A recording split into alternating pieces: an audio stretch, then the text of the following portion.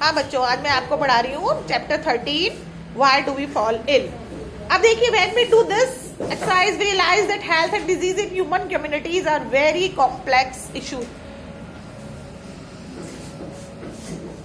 with many interconnected causes. We also realize that the ideas of with health, what health and disease mean are themselves very complicated.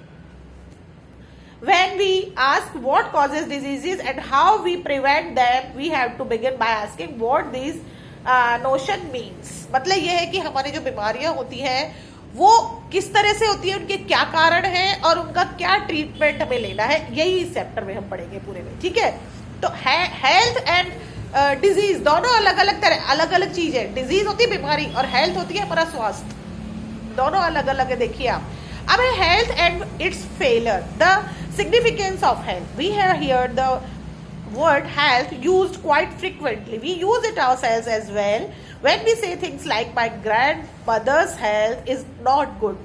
Our teachers use it when they scold us saying this is not a healthy attitude.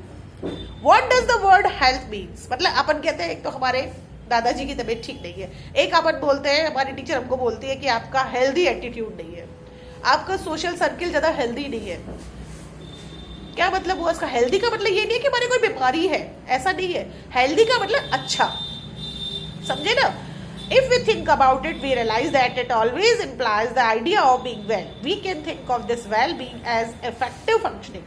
For our grandmothers, being able to go out to market or to visit neighbors is being well, and not being able to do such things is poor health.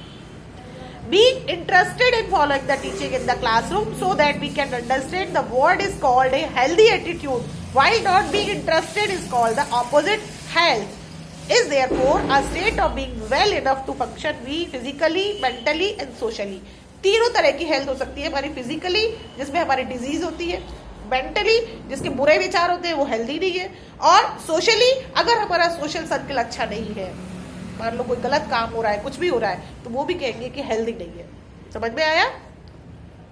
Personal and community issues both matter for health. If health means a state of physical, mental and social wellbeing, it can not be something that each one of us can achieve entirely on our own. One health of all organisms will depend on their surroundings or their environment. The environment includes the physical environment. So, for example, health is at risk in a cyclone in many ways. Human beings live in societies. Our social environment therefore is an important factor in our individual health.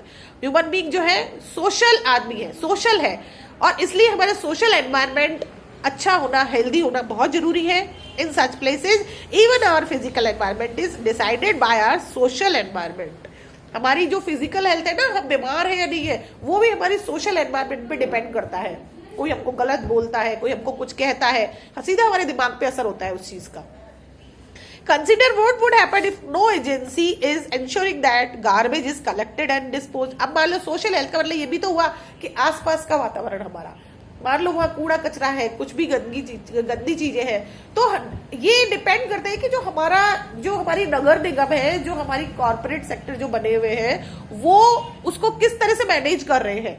ठीक है, what would happen if no one takes responsibility for clearing the drains and ensuring that water does not collect in the street और open spaces? कौन इसकी वो लेगा कि हमारे आसपास नालियों में पानी इकट्ठा नहीं हो, गंदा पानी इकट्ठा नहीं हो, मच्छर नहीं हो ज्यादा, गंदगी नहीं हो ज्यादा।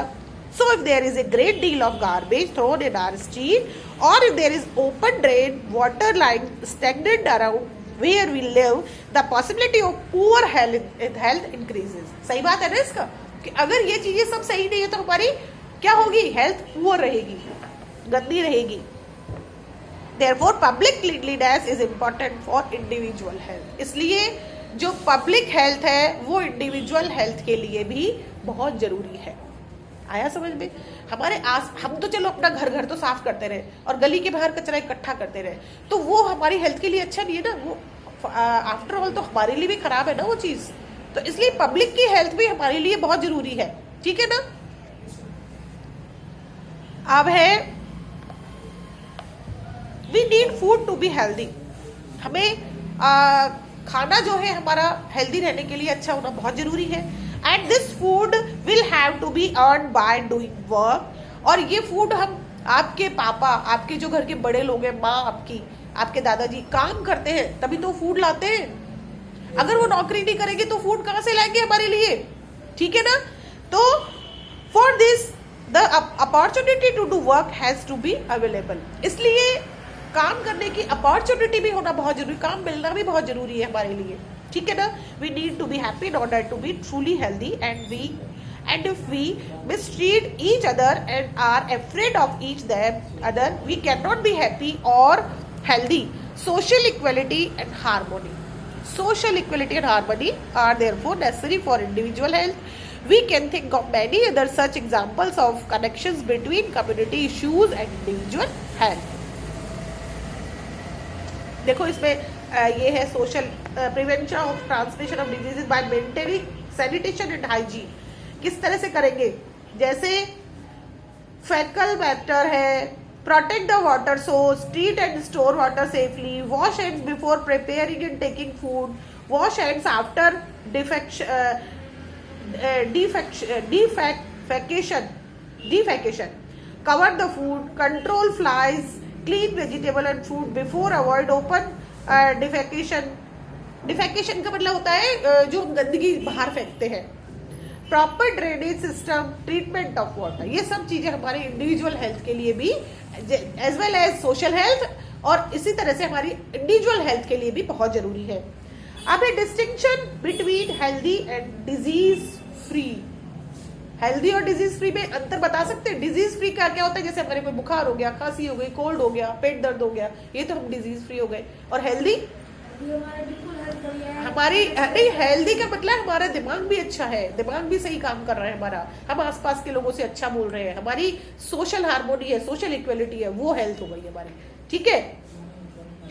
Is this what we mean by health and what do we mean by disease? The word is actually self-explanatory. We can think of it as disease disturbed case. Disease in other words literally means being uncomfortable. However, the word is used in a more limited meaning. We talk of disease when we find a specific and particular cause of discomfort. This does not mean that we have to know the absolute final cause. We can say that someone is suffering from diarrhea without knowing exactly what has caused the loose motion. And we can now easily see that it is possible to be in poor health without actually suffering from a particular disease. Simply not being diseased is not the same as being healthy. Good health for a dancer may mean being able to stretch his body into difficult but graceful positions. On the other hand, good health for a musician may mean having enough breathing capacity in his her lungs to control the notes for his her fluid. सही बात है बिल्कुल, है ना। कोई जो fluid बजा रहा है उसको, उसके लिए उसको रेस्पिरेटरी सिस्टम भी तो सही होना जरूरी है ना। तो हेल्थ इन चीजों के लिए भी जरूरी है। To have the opportunity to realise the unique potential in all of us is also necessary for real health. So we can be in poor health without there being a simple cause in the form of an identifiable disease. This is the reason why when we think about health, we think about societies and communities. On the other hand, when we think about disease, we think about individual sufferers. Disease जब हम करते हैं तब हम disease को जब हम लेते हैं तब हम ये कहते हैं कि हम बीमार है, हमारे कुछ अंदर हमें डिस्कम्फर्ट है। और जब हेल्थ को लेते हैं तो हम अपने अकेले के लिए नहीं लेते, हम आसपास के लोगों के लिए भी लेते हैं। ये फर्क है दोनों में, ठीक है। डिजीज एंड इट्स कॉजेज, अब देखिए डिजीज और इट्स कॉजेज तो आपको पता ही है। डिजीज के कॉजेज क्या क्या होते हैं देखिए। Let us know think a little more about disease. In the first place, how do we know that there is a disease? In other words, how do we know that there is something wrong with the body? Tissue chapter 6 में हमने पढ़ा tissues के बारे में पढ़ा। तो देखिए these tissue make up physiological system और organ system that carry out body functions. जो हमारे organ system होता है हमारे शरीर में, जो कि टिश्यूज से बनता है। सेल से टिश्यू बनते हैं, टिश्यू से ऑर्गन बनते हैं, और ऑर्गन सारे जो है उसको ऑर्गन सिस्टम से बनते हैं। ऑर्गन सिस्टम से हमारी पूरी बॉडी बनती है, उसी से पता लगता है कि डिजीज है या नहीं है हमारे अंदर। each of the one each of the organ system has specific organ and its part. हर एक सिस्टम में अलग अलग ऑर्गन्स होते हैं और उन हर एक ऑर्गन का अलग अलग फंक्शन होता है। So the digestive system has the stomach and intestine and it helps to digest food taken in from outside the body. ठीक है ना, जो हम खाना खा रहे हैं वो हमारे डाइजेस्टिव सिस्टम में आता है, मतलब हम खाना खा रहे हैं उसको डाइजेस्ट करने में कौन काम आ रहा है, हमारे डाइजेस्टिव ऑर्गन, डाइजेस्टिव सिस्टम काम आ रहा है हमारा। The musculoskeletal system, which is made up of bones and muscles, holds the body part together and helps the body move. Muscular system हमारा क्या काम आता है, हमारी पूरी बॉडी को मसल्स के द्वारा ही मूव कर सकते हैं ना। मसल्स खराब है तो बॉडी को मूव ही नहीं कर सकते। When there is a disease, either the functioning of one or more system of the body will change for the worse. These changes give rise to symptoms and signs of disease. Symptoms of disease are the thing we feel as being wrong. क्या हुआ इसको, out हो रहा है बच्चे बार बार। So we have a headache. हाँ देखिए, these changes give rise to symptoms and signs of disease। अब साइन क्या है डिजीज के बताओ, हमारे हेडेक होगा, हमारे पेट दर्द होगा, है ना, हमारे कहीं इचिंग होगी। तो इस तरह से symptoms of disease are things we feel is being wrong. So we have a headache, we have cough, we have loose motion, we have mouth with pus. These are all symptoms. These indicate that there may be a disease. ये सारे symptoms हैं जिससे हमें मालूम चलता है कि हमारे अंदर कोई disease है, but they don't indicate what the disease is. For example, a headache, लेकिन ये हमको ये indicate नहीं करते कि कौन सी बीमारी है हमारे। अगर headache है जैसे हमारे, देखिए तो हमको हेडेक कई तरीके से हो सकता है, किसी चीज के स्ट्रेस से भी हो सकता है हमारी आईसाइट वीक से हो सकता है हमारी गैस्ट्रिक की प्रॉब्लम हो रही है इसलिए हेडेक हो सकता है। ठीक है ना, तो ये तो हमको डॉक्टर को चेकअप कराने के बाद ही मालूम चलता है कि किस वजह से हेडेक है हमारे। It may be meningitis or any one of dozen different diseases। मतलब सिर दर्द वो कई तरीके से हो सकता है। Signs of disease are what physicians will look for on the basis of the symptom. Science will give a little more definition indication of the presence of a particular disease. Physicians will also get laboratory tests done to pinpoint the disease further। कोई बीमारी होती है तो physician को दिखाते हैं, वो हमको टेस्ट लिखते हैं, फिर हम किसी भी डायग्नोस्टिक सेंटर में जाते हैं, टेस्ट करवाते हैं, तो हमें मालूम चलता है कि हमें पर्टिकुलर इस कारण से बीमारी हुई है। ठीक है, समझ में आया? ये तो आपको सबको पता है वैसे भी। अब acute and chronic disease. Acute disease क्या होती है और क्रोनिक डिजीज क्या होती है? देखिए, क्रोनिक डिजीज वो डिजीज होती है जो हमारे बहुत पुराने समय से चली आ रही है। जैसे किसी के डायबिटीज होती है, किसी के ब्लड प्रेशर होता है, किसी के कफ की प्रॉब्लम बहुत सालों से चली आ रही है, किसी के अस्थमा की प्रॉब्लम है, ये क्रोनिक डिजीज। एक्यूट डिजीज जो तुरंत होती है हमारे बहुत तेजी से, है ना।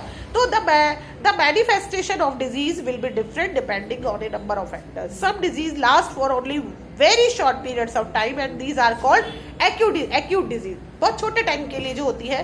And we all know from the experience that the common cold lasts only a few days. Other ailments can last for a long time, even as much as a lifetime, and are called chronic disease।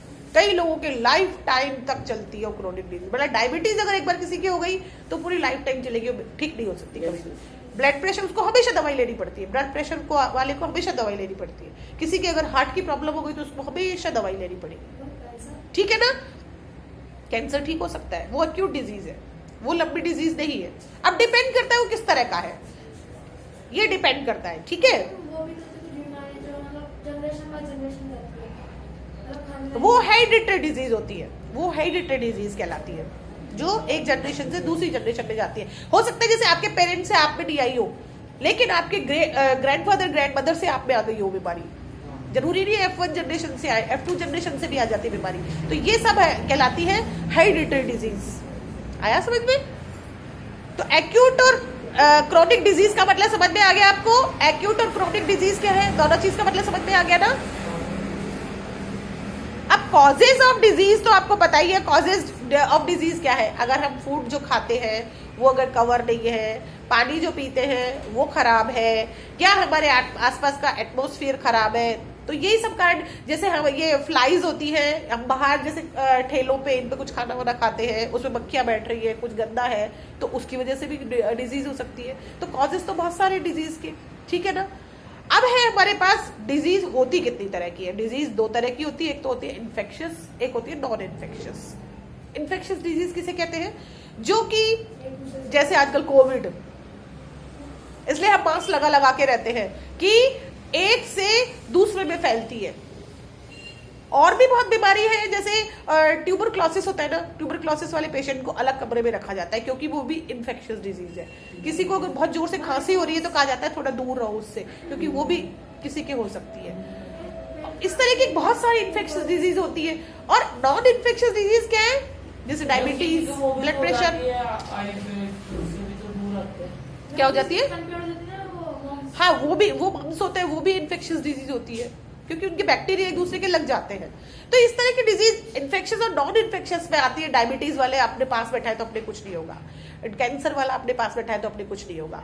तो ये इनकी तो हम सेवा भी करते हैं घर में, जिनके हार्ट प्रॉब्लम है, जिनके अस्थमा की प्रॉब्लम है, तो ये बीमारियां इन्फेक्शियस डिजीज नहीं होती है। तो इस तरह से इन्फेक्शियस और नॉन इन्फेक्शियस दोनों का मतलब समझ गए आप क्या होता है? ठीक है, वायरस ज्यादातर इन्फेक्शियस में आते हैं, बिल्कुल। क्या? नहीं, ऐसा नहीं है, ऐसा नहीं है। एक बात बताऊं मैं आपको, देखो वायरस क्या चीज होती है। वायरस बिल्कुल नॉन लिविंग है, डेड है, बिल्कुल, जब तक बाहर है वो। हाँ, लेकिन जब वो किसी होस्ट में एंटर कर गया, जैसे कोविड का वायरस है, वो जब तक बाहर है तब तक कुछ नहीं होगा, और जैसे ही हमारे नोज के थ्रू हमारे अंदर एंटर कर गया या माउथ के थ्रू एंटर कर गया, तो वो अंदर होस्ट की बॉडी में जाके एक्टिव हो जाता है, एक्टिव हो जाता है वो। और एक्टिव होते ही वो अपना काम करना शुरू कर देता है, अंदर हमारी पूरी बॉडी को खत्म कर देता है वायरस, इतनी जल्दी फैलता है। तो इसलिए, और ये अपने आप को म्यूटेट कर लेता है, चेंज कर लेता है अपने आप को, क्योंकि अब जो कोविड है इतना म्यूटेशन हो चुका है उसके अंदर कि अब वो वायरस इतना इफेक्टिव नहीं रहा। मतलब अब इतनी डेथ कहाँ हो रही है, पहले कितनी डेथ हुई थी इससे, क्योंकि वो अब म्यूटेट हो चुका है वो। तो इस तरह से वायरस जो होता है वो डेड और नॉन लिविंग और नॉन लिविंग के बीच की वो कहलाती, कड़ी कहलाती। ठीक है ना, समझ में आया?